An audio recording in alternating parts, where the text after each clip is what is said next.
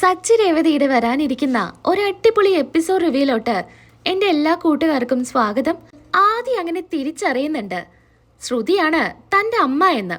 ശ്രുതിയും വിമലാൻ്റെയും സംസാരിക്കുന്നത് ആദ്യം കേൾക്കാണ്. രേവതിക്ക് പെട്ടെന്നൊരു പനി വരുന്നുണ്ട്. അങ്ങനെ രേവതിയുമായിട്ട് സച്ചി ഹോസ്പിറ്റലിലോട്ട് പോകുന്നു. അവിടെ എത്തുന്ന സമയത്ത് ഡോക്ടർ പറയുന്നുണ്ട് നല്ല ക്ഷീണമുണ്ട്, അതുകൊണ്ട് നല്ല പോലെ റെസ്റ്റ് എടുക്കണമെന്ന്.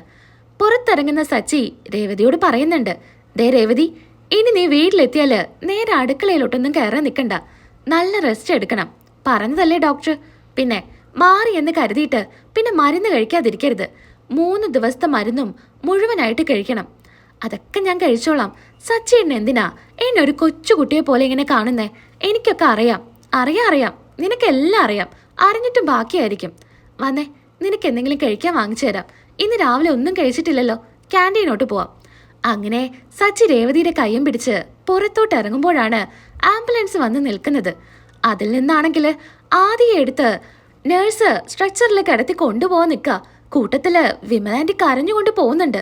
ഇത് കാണുന്ന രേവതി പറയുന്നുണ്ട് സച്ചിയുടെ അടുത്ത്, സച്ചിയേട്ടാ, അത് വിമലാൻറ്റിയും ആദ്യമല്ലേ? ആദിക്ക് എന്താ പറ്റിയേ? ആദിയുടെ കണ്ണൊക്കെ കെട്ടിയിരിക്കുകയാണല്ലോ എന്നും പറഞ്ഞ് അവരും കൂടെ പോകുന്നുണ്ട്. എന്താ പറ്റിയേ എന്നൊക്കെ ചോദിക്കുക സച്ചി. എന്നാ വെപ്രാളത്തില് ഒന്നും പറയാനായിട്ട് വിമലാൻറ്റിക്ക് പറ്റുന്നില്ല. എമർജൻസി ആയിട്ട് ഒരു ഓപ്പറേഷൻ വേണമെന്ന് പറയുന്നു. ഡോക്ടർ പറയുന്നുണ്ട്, അല്ല എന്താ സംഭവിച്ചേ, ഡീറ്റെയിൽ അറിയാതെ. അങ്ങനെ എല്ലാം എടുത്ത് കാണിച്ചു കൊടുക്കുന്നുണ്ട്. സംഭവിച്ച കാര്യവും പറയുന്നു. കളിച്ചോണ്ടിരിക്കുകയായിരുന്നു, അപ്പോ ഒരു വണ്ടി വന്ന് തട്ടിയതാ. നേരെ കല്ലോട്ട് പോയിട്ടാ വീണത്. കണ്ണിന് നല്ല പരിക്കുണ്ട്. എന്റെ മോന്റെ കണ്ണിന്റെ കാഴ്ച നഷ്ടപ്പെടുമോ ഡോക്ടർ, എന്തെങ്കിലും ചെയ്യണം എന്നൊക്കെ പറഞ്ഞ് വിമലാൻറ്റി കരയാ. ഇത് കണ്ട് രേവതിക്കും സച്ചിക്കും സഹിക്കാൻ പറ്റുന്നുണ്ടായിരിക്കില്ല. ആന്റിയെ സമാധാനിപ്പിക്കുന്നുണ്ട്. ആന്റി, ഒരു കുഴപ്പം ഉണ്ടായിരിക്കില്ല എന്നൊക്കെ രേവതി പറയുന്നു. ആദ്യേ അങ്ങനെ ഓപ്പറേഷൻ തിയേറ്ററിലോട്ട് മാറ്റുന്നുണ്ട്. പുറത്താണെങ്കിൽ സങ്കടപ്പെട്ട് ഇരിക്കുക. ഇത് കണ്ട് സച്ചി പറയുന്നുണ്ട്, എന്താ ആന്റി, ആന്റി തന്നെ ഇങ്ങനെ സങ്കടപ്പെട്ടിരുന്നാല് അത് കാണുമ്പോ ആദിക്ക് സഹിക്കാൻ പറ്റുമോ? ഇന്നത്തെ കാലത്ത് ഒരുത്തനെയും വിശ്വസിക്കാൻ പറ്റില്ല. ഇങ്ങനെയൊക്കെ നടന്നിട്ടും വണ്ടി നിർത്താതെയല്ല അവൻ പോയത്. ഡ്രൈവർമാർക്ക് അപമാനാവൻ എന്നൊക്കെ സച്ചി പറയുന്നുണ്ട്. ഇത് കേട്ട് ആകെ സങ്കടത്തിലാ വിമലാൻറ്റി ഇരിക്കുന്നത്.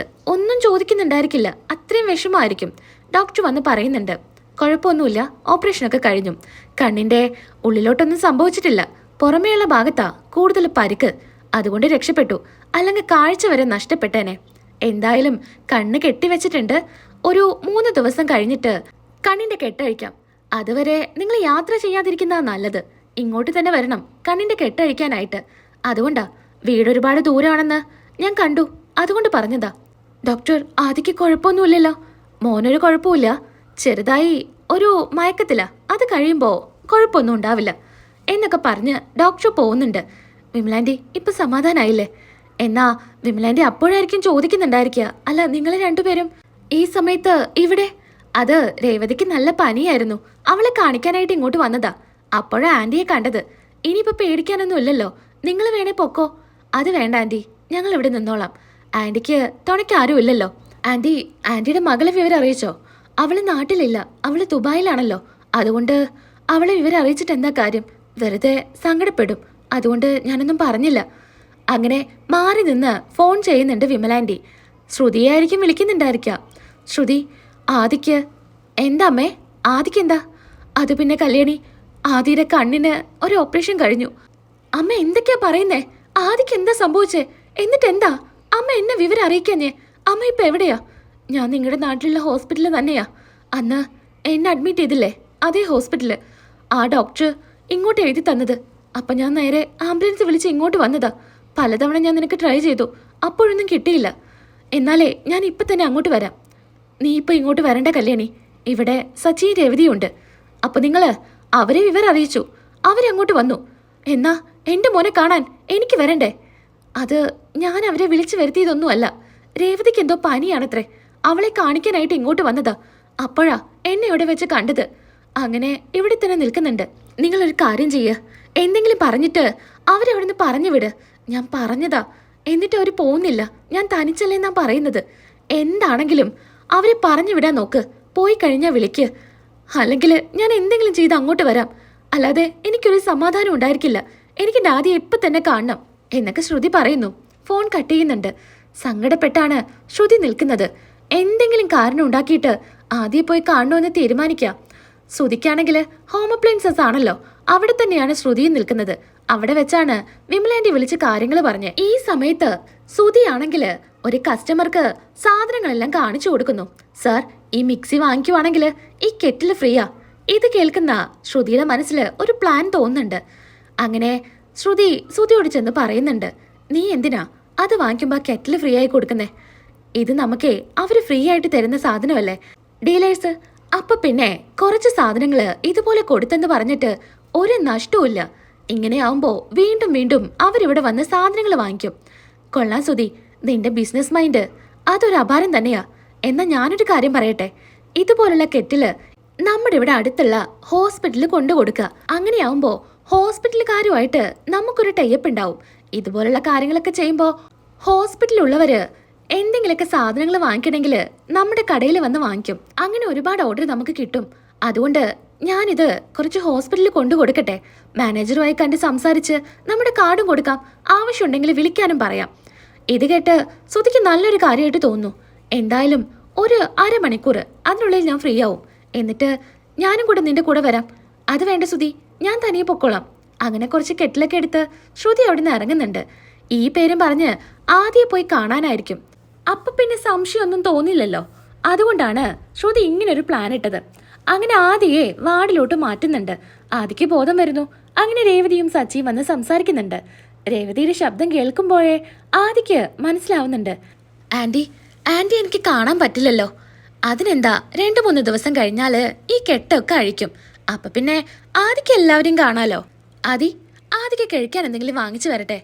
അല്ല, ആദിക്ക് എന്തെങ്കിലും കൊടുക്കാൻ പറ്റുമെന്ന് ഡോക്ടർ പറഞ്ഞില്ലല്ലോ. അപ്പോഴേക്കും ഡോക്ടർ വരുന്നുണ്ട്. ആദിയോട് സംസാരിക്കുന്നു, കാര്യങ്ങളെല്ലാം പറയുന്നുണ്ട്. എന്തായാലും 3 ദിവസം, അത് കഴിഞ്ഞാൽ കണ്ണിന്റെ കെട്ടഴിക്കാം. മോൻ പേടിക്കണ്ട കേട്ടോ എന്നൊക്കെ ഡോക്ടർ പറയുന്നു.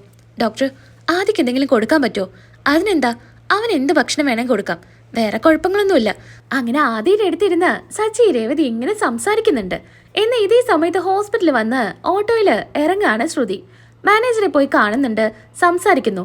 ഇങ്ങനെ ഒരു കാര്യം പറയുന്നുണ്ട്, കുട്ടികളുടെ വാർഡിലാ എനിക്ക് കെറ്റിൽ കൊടുക്കണ്ടേന്ന് പറയുന്നു. ഒരു നേഴ്സിനെ ഏർപ്പാടാക്കി കൊടുക്കുന്നുണ്ട് വാർഡിലോട്ടെല്ലാം ശ്രുതിയെ കൊണ്ടുപോകാനായിട്ട്. ആദ്യം ഒരു വാർഡിൽ കയറുന്നു. അവിടെയാണെങ്കിൽ ആദ്യം ഉണ്ടായിരിക്കില്ല. അവിടെ 1-2 പേർക്ക് കെറ്റിൽ കൊടുക്കുന്നുണ്ട്. അടുത്ത വാർഡിൽ പോകുന്നു. അവിടെയും ആദ്യം ഉണ്ടായിരിക്കില്ല. അവസാനം ഒറ്റ കെറ്റിലേ ഉണ്ടായിരിക്കുള്ളൂ. അതിങ്ങനെ പിടിച്ചു നിൽക്കുന്ന സമയത്ത് നേഴ്സ് പറയുന്നുണ്ട്, ആ മാഡം, ഇവിടെ ഒരു കുട്ടിയുണ്ട്, അവരിപ്പോ ഒന്ന് അഡ്മിറ്റ് ആയതാ എന്ന് പറയുമ്പോൾ കാണാനായിട്ട് ഉള്ളിലോട്ട് കയറുന്നു. ഈ സമയത്ത് സച്ചിയും രേവതിയും ക്യാൻറ്റീനിലോട്ട് പോകാനായിട്ട് ആ റൂമിൽ നിന്ന് ഇറങ്ങുന്നത്. 2 പേരും പരസ്പരം കാണുന്നുണ്ട്. ശ്രുതിയാണെങ്കിൽ ഒന്ന് ഞെട്ടുന്നു. രേവതിക്കും സച്ചിക്കും എന്തൊക്കെയോ സംശയങ്ങൾ തോന്നുന്നുണ്ട്. അല്ല ശ്രുതി, എന്താ ഇവിടെ? അത് എന്താ നിനക്കൊരു വെപ്രാളം പോലെ? അത് വേറൊന്നുമല്ല, ഈ കെറ്റിൽ കൊടുക്കാനായിട്ട് വന്നതാ. ഇപ്പോ കടയിലുള്ള സാധനങ്ങളൊക്കെ ഇവിടെ ഫ്രീ ആയിട്ട് കൊടുക്കുവാണോ? കട മുടിക്കുവോ എന്ന് സച്ചി ചോദിക്കുമ്പോൾ ശ്രുതി പറയുന്നുണ്ട്, ഇത് ഞങ്ങൾക്ക് ഫ്രീ ആയിട്ട് കിട്ടുന്നതാ. ഇത്രയേറെ സാധനങ്ങൾ വാങ്ങിക്കുന്ന സമയത്ത് കമ്പനി ഫ്രീ തരുന്നതാ. അത് ഇതുപോലെ കൊണ്ടു കൊടുക്കുവാണെങ്കിൽ ഹോസ്പിറ്റൽ ഓർഡറൊക്കെ ഞങ്ങൾക്ക് കിട്ടും. അതിനായിട്ടാ. കൂടെ വിസിറ്റിംഗ് കാർഡും കൊടുക്കുന്നുണ്ട് എന്നൊക്കെ പറയുന്നു. ഇത് കേട്ട് സച്ചി പറയുന്നുണ്ട്, ഇപ്പോഴാ എനിക്കൊരു സമാധാനമായത്. ഞാൻ കരുതിയത് ആ സുധി ഈ ബിസിനസ്സും പൊളിക്കുമെന്നാ. എൻ്റെ അച്ഛന് കൊടുക്കാനുള്ള പൈസ കൊടുക്കില്ലെന്നാ ഞാൻ കരുതിയത്. എന്നാ ഇപ്പം എനിക്ക് കുറച്ച് വിശ്വാസമൊക്കെ തോന്നി തുടങ്ങുന്നുണ്ട്. ഇതെന്തായാലും നല്ല കാര്യാ. ശ്രുതി, ഉള്ളില് ആദിയുണ്ട്, ആദിയും വിമലാൻ്റെയും. അവിടെ കയറുന്ന സമയത്ത് അവരെ ഒന്ന് സമാധാനിപ്പിക്കണം കേട്ടോ. ആ കുട്ടിക്ക് പെട്ടെന്ന് ഒരു ഓപ്പറേഷൻ വേണ്ടി വന്നു. കല്ലിലോട്ട് വീണതാ, വണ്ടി ഇടിച്ച്. എന്തായാലും ആകെ സങ്കടത്തിലാ. അവർക്കൊരു മകളുണ്ട്, അവൾക്കും ഇപ്പൊ വരാൻ പറ്റില്ല. അതൊക്കെ ഓർത്ത് വലിയ സങ്കടത്തിലാ വിമലാൻ്റി. ആ കുട്ടിയെയും വിമലാൻ്റെയും ഒന്ന് സമാധാനിപ്പിക്കണേ എന്ന് രേവതി പറയുന്നുണ്ട്. ആ രേവതി, അതൊക്കെ ഞാൻ സംസാരിച്ചോളാം. ഉള്ളിലോട്ട് കയറാൻ നേരത്ത് സച്ചി വിളിക്കുന്നുണ്ട്, അവിടെ നിൽക്ക്, എനിക്കൊരു കാര്യം പറയാനുണ്ട്. ആകെ പേടിച്ച് ശ്രുതി തിരിഞ്ഞു നോക്കുന്നുണ്ട്. എന്താ സച്ചി, എന്താ കാര്യം? അല്ല, നിങ്ങൾ വിസിറ്റിംഗ് കാർഡ് കൊടുക്കുന്നുണ്ടല്ലോ, ആ കൂട്ടത്തില് എൻ്റെ കാർഡ് കൂടെ കൊടുക്ക്. ഇവിടുന്ന് ഡിസ്ചാർജ് ചെയ്ത് പോകുമ്പോൾ എൻ്റെ വണ്ടി വിളിക്കില്ലേ, അതിനായിട്ടാ. അങ്ങനെ കാർഡ് വാങ്ങിക്കുന്നുണ്ട് ശ്രുതി. അങ്ങനെ സച്ചി രേവതിയും ക്യാൻറ്റീനിലോട്ട് പോകുന്നു. ശ്രുതി ഉള്ളിലോട്ട് കയറുന്നുണ്ട്. ആദിയെ കെട്ടിപ്പിടിച്ച് കരയുന്നുണ്ട്. മോനെ ആദി, നിനക്ക് കുഴപ്പമൊന്നുമില്ലല്ലോ? ഇല്ല ആൻറ്റി, എനിക്ക് കുഴപ്പമൊന്നുമില്ല.